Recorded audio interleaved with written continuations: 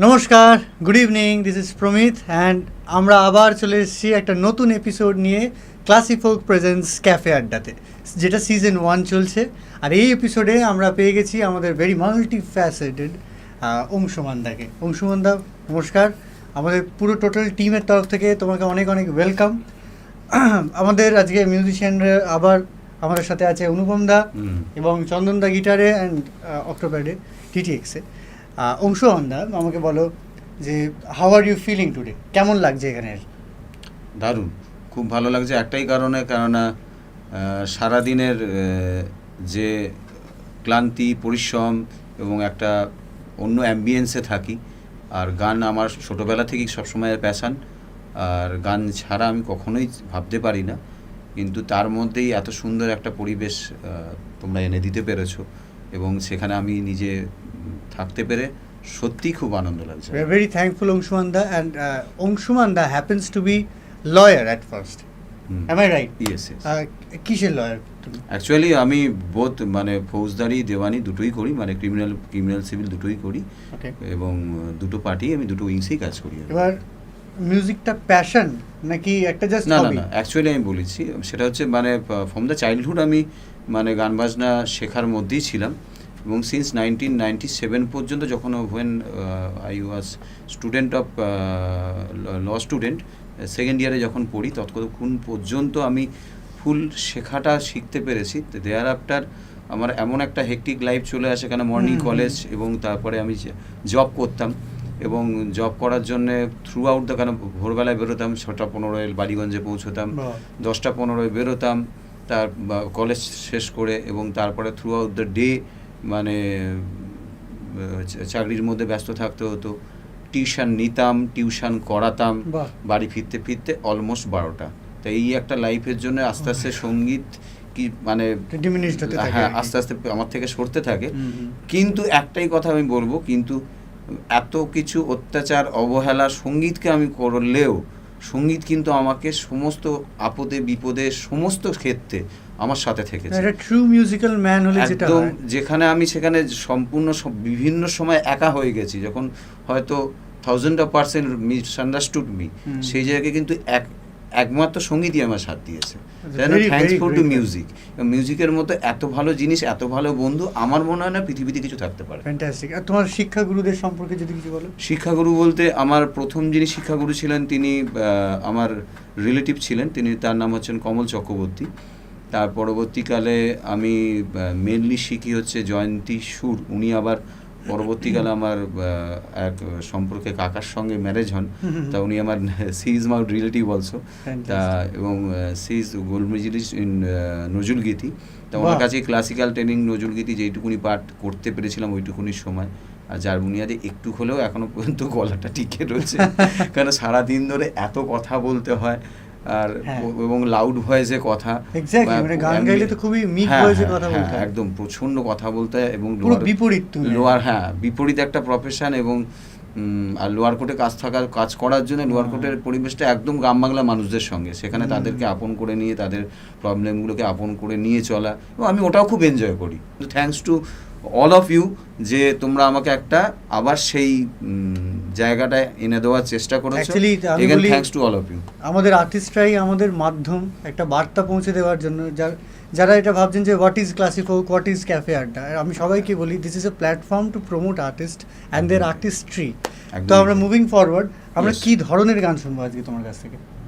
যেহেতু classy folk আর আমাদের এই পেজের নাম, আমাদের গ্রুপের নাম, তো ন্যাচারালি ফোক এদের উপরে তো আর কিছু থাকতে পারে না, যেটা বাংলার একদম মাটির গান, যেখান থেকে বাংলা পুরো মানে সারা ওয়ার্ল্ডকে রিপ্রেজেন্ট করতে পারে। এবং এই জায়গাটা আমার মনে হয় কোনো ওয়ার্ল্ডের কোনো জায়গা কিছু নেই। এবং একটা সময় হয়তো ন্যাচারালি এটা আমরা ভার্চুয়াল মাধ্যমে যাবে, হ্যাঁ, যদি আমরা আমাদের ক্ষুদ্র প্রচেষ্টার মাধ্যমে ভার্চুয়াল ওয়ার্ল্ডকে একটু রিপ্রেজেন্ট করতে পারি আমাদের বাংলা সম্বন্ধে, ঠিক আছে, বা বাংলার ফোক সম্বন্ধে, তাহলে এর থেকে ভালো কিছু হতে পারে। চেষ্টা করবো আমি করার। শুনে নেবো আমাদের প্রথম গান। আমার প্রথম গানটা কি?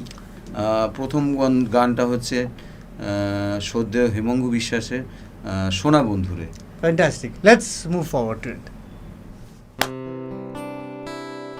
সোনা বন্ধুরে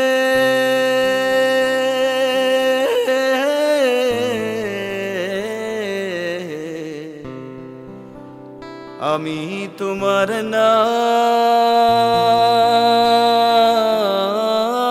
লইয়া কান্দি, গগনেতে ডাকে দে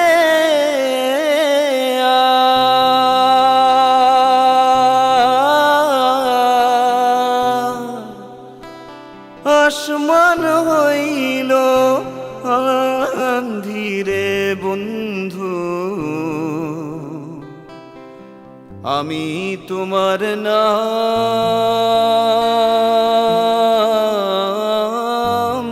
লইয়া কান্দি।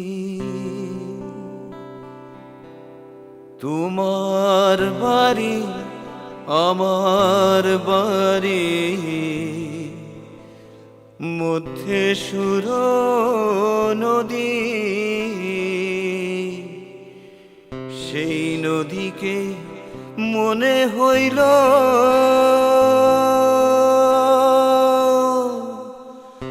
অকুল জল ধীরে বন্ধু,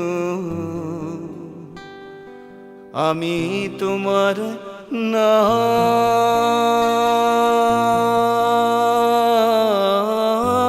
লইয়া কান্দি। উইরা যায় রে সকুয়ার পঙ্খী, পইরা রইল ছায়া, কোন পরাণে বিদেশে রইলা,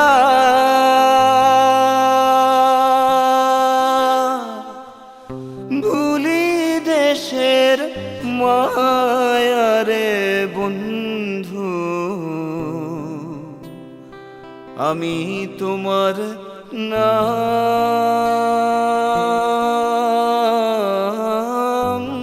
লইয়া কান্দি।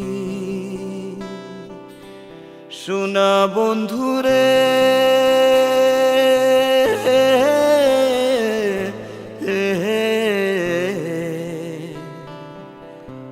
আমি তোমার নাম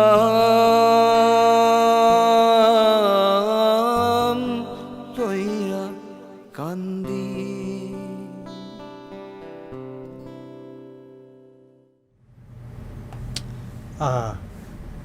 অসাধারণ ফিল দিয়ে গাইলে তুমি, ক্যা বাত ক্যা বাত। আর বিশেষ করে এই গানটা আমার খুব কাছের গান। আমরা যখন স্কুল লাইফে থাকতাম তখন ফোক আমার যা বন্ধুরা ছিল সবাই মিলে জ্যাম করতাম এই গানটা। আমরা একটা খুব অ্যাম্বিয়েন্ট গান, তো এটা বেশ ওই একটা দোলন আছে, ফ্যান্টাস্টিক, অসাধারণ রিপ্রেজেন্টেশন গানটার। অ্যাকচুয়ালি এই গানটা যখন আমি ফার্স্ট গানটা শুনি, যখন স্বাগতর ক্যাসেটটা স্বাগত লোকজনই ফোক সং করতেন আর কি, ফার্স্ট আমি গানটা শুনি তখন এই ক্যাসেট এটাতে ওই ক্যাসেটটাতে প্রচুর সুন্দর সুন্দর ফোক স্বাগত করেছিল। হ্যাঁ, সেরকম তো তখন সেই সময়টা অত ফোক শোনার স্কোপ পেতাম না। পরবর্তীকালে তো আস্তে আস্তে হয়েছে। তারপর এই গানটা প্রথম ওই ক্যাসেটটাতে আমি তারপরে যখন বিভিন্ন আর্টিস্টদের তারপরে দেখি যে কার এগুলো আছে। অংশুমান দা একজন ইন্সপিরেশন আমার মনে হয়, কারণ উনি যে প্রফেশনে আছেন সেই প্রফেশনে থাকার দরুন অনেক অনেক তো গলার উপর প্রেশার পড়ে। আর আমি বুঝি না আমরা তো ফুল টাইম শুধু মিউজিশিয়ান বা আর্টিস্ট, আমরা সবটাই আর্ট লাইন জড়িত সব জিনিসপত্র করি, তাও নয় আমাদের টাইম ম্যানেজমেন্ট হয়ে ওঠে না। কিন্তু তুমি তো একটা একদমই পার্শিয়ালি ডিফারেন্ট সাবজেক্ট অলটুগেদার তুমি করো, তারপরেও তুমি গানকে অ্যাকচুয়ালি বলি এই জায়গাটায় হয়তো অনেকেই প্রশ্নটা করে যে, এবং আমি যখন হয়তো ফেসবুকে কোনো গান পোস্টিং করলাম, কোনো ক্লায়েন্ট হয়তো কোনো বলে দিল আপনি গান বাজনাই করুন, এরকম কিছু আছে দু একজন, বাকিরা অনেকেই ভালো, ম্যাক্সিমামই ভালোবাসে। আমরা তো চাই তুমি গান বাজনা বেশি করো। এবার তাতে কিন্তু একটা জিনিস আমি বলি, সেটা হচ্ছে যেহেতু আমরা একদম সমাজের এমন একটা জায়গায় নিয়ে মানুষদের নিয়ে কাজ করি, প্রতিনিয়ত সমাজের একটা এমন একটা পার্ট আমরা প্রতিদিন দেখি যেটা হয়তো সাধারণ মানুষ দেখতে পায় না, ঠিক আছে? সেক্ষেত্রে কিন্তু মানে এই মানুষের যে বিভিন্ন প্রবলেম, মানুষ যে বিভিন্ন আপদে বিপদে রয়েছে, এ রয়েছে, যখন প্রত্যেকটা মানুষ ইমোশন দেখতে হ্যাঁ হবে। প্রত্যেক কটা ইমোশন, ঠিক। যখন মানে একটা মানুষকে জাজ করতে গেলে তার জায়গায় গিয়ে জাজ করতে হ্যাঁ, হবে। ঠিক। সেই মানুষটা প্রবলেমে এসছে, সেই মানুষটার প্রবলেমটাকে যদি আমি নিজের মধ্যে আত্মস্থ করতে পারি এবং করার পরে তাকে সেই জায়গা দিয়ে আমি সেই জায়গাটায় দাঁড়াই, তাহলে কিন্তু আমি কিন্তু আমার জীবনের ব্যক্তিগত পাওয়া অভিজ্ঞতা থেকে যেইটুকুনি আমি সঞ্চয় করেছি সেইটুকুনি, সেটা দিয়ে judge এটা করি, right? ছাড়াও তার জীবনের যে মানে পাওয়া যে অভিজ্ঞতাগুলো, সেগুলোও কিন্তু আমার জীবনের আর একটা মানে আমার যে জীবনের যে Facet, কিতাবটা হুম। তার কিন্তু আর একটা পেজে হিসাবে কিন্তু সেটা বা একটা Absolutely, অধ্যায় হিসাবে সঙ্গে absolutely. যুক্ত হয়ে গেল। তাহলে আমি কিন্তু তার জীবনের একটা স্টোরি নিয়ে আমি কিন্তু আমার একটা মানে অধ্যায় তৈরি করতে পারলাম, এবং ওই সম্পূর্ণ ওই অধ্যায়ের যদি অন্য কোনো মানুষ আসে বা আমি ব্যক্তিগত ওই অধ্যায়টায় পড়ি, তখন কিন্তু আমি সেটাকে সলভ করতে পারবো। ঠিক। কারণ একটা সময় আমি ওই প্রবলেমটাই সলভ করেছি, আমি ওই মতো অবস্থাতেই আমি কাটিয়েছি, বা অন্য কোনো ব্যক্তি ওই সময়তে ওই একটা প্রবলেমের মধ্যে আসছে, এবং সেটাকেই বলা হয়তো প্র্যাকটিস। হ্যাঁ, এবং সব কিছু যেমন গান বাজনার ক্ষেত্রে প্র্যাকটিস, ওকালতির ক্ষেত্রেও প্র্যাকটিস, মানুষ ছাড়া কিছু নেই। আজকে যখন তোমরা যারা মানে রেগুলার পারফর্ম করো, আজকে যখন স্টেজে উঠে যখন মানে ফুল মিউজিকের সঙ্গে তোমরা একেবারে অপরের সঙ্গে আত্মস্থ হয়ে ওঠো, এবং যখন সেই আত্মস্থতা, সেই আত্মাগুলো যখন তোমার ধরো মানে দর্শকদের মধ্যে মানে তাদের সঙ্গে রিলেট করতে থাকে, এর যে ইউনিক ফিলিংসটা, তো তখন ফিজিকটার আর কোনো ব্যাপার থাকে না, তখন ওই সোল টু সোল যে একটা ফিলিংসটা থাকে, এটা ইউনিক। তোমার তাহলে সেই সব মানুষদের জন্য কি মেসেজ হবে যারা এখনো ধরো তোমার বয়সী বা তোমার থেকে আরেকটু ছোট বা তোমার থেকে আরেকটু বড়, যারা গান বাজনা নিয়ে পার্সু করতে চাইছে অথচ পারছে না, অথচ অন্য প্রফেশনে আছে, তাদের জন্য একটা কি? সেক্ষেত্রে আমি একটা কথাই বলবো যে every time is the golden time. যেদিন থেকে মনে করবেন সেদিন থেকে শুরু করুন, মানে দের আও দুরুস্ত আও, বেটার লেট। যেদিন থেকে মনে করবেন সেদিন থেকে শুরু, কোনো কিছু হারায় না। আমি জীবনে একটা জিনিস দেখেছি, কোনো কিছু হারিয়ে যায় না। হ্যাঁ, কিন্তু ওইগুলো আমরা হয়তো এক্সকিউজ দিই, হয়তো হ্যাঁ একটা টাইম থাকে, সেটা একটা জীবনের অন্য প্রেক্ষাপটে লড়াই করতে হয়, কিন্তু করা যায় না এমন তা না, করা যায়। Very nice. এই থটের সাথেই আমরা চলে যাব নেক্সট গানটাতে। নেক্সট গানটা আমরা কি শুনছি? দাদা পায়ে পড়ি রে। ফ্যান্টাস্টিক। এবার তো নাচতে হবে। Let's move on to the song.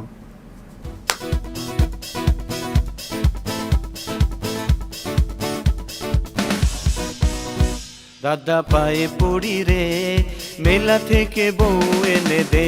দাদা পায়ে পড়ি রে, মেলা থেকে বউ এনে দে।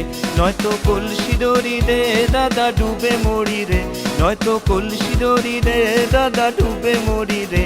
দাদা পায়ে পড়ি রে, মেলা থেকে বউ এনে দে। দাদা পায়ে পড়ি রে, মেলা থেকে বউ এনে দে।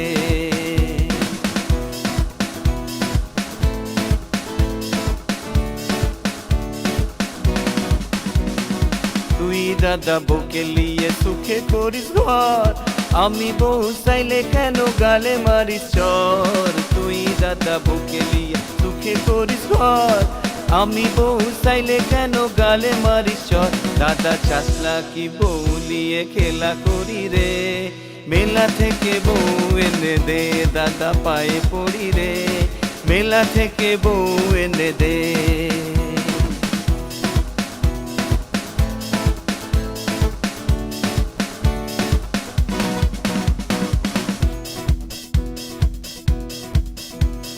মেলা ভাঙি গেলে পরে বউ কেনা যাবে না। মেলা ভাঙি গেলে পরে বউ কেনা যাবে না। ভাঙা মেলা দাদা তুমি রাঙা বউ পাবে না। পায়ে পড়ি রে, মেলা থেকে বউ এনে দে। দাদা পায়ে পড়ি রে, মেলা থেকে বউ এনে দে। দাদা পায়ে পড়ি রে, মেলা থেকে বউ এনে দে। দাদা পায়ে পড়ি রে, মেলা থেকে বউ এনে দে।